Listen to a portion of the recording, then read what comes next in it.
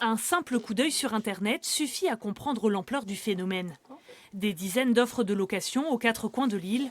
Bienvenue sur Airbnb, la plateforme de location meublée la plus utilisée de Corse. Chaque année, près de 350 000 touristes réservent leur logement de vacances sur ce site. Un manque à gagner pour les hôteliers qui tentent de rivaliser comme ils peuvent.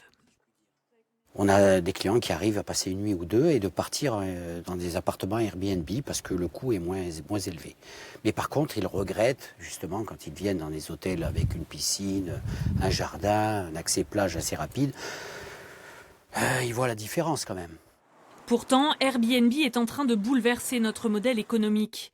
Si des lieux à fort potentiel touristique comme le Pays Basque, Paris, Lille ou encore Bordeaux ont déjà légiféré pour limiter l'impact de cette plateforme, en Corse, il n'existe aucun dispositif de régulation.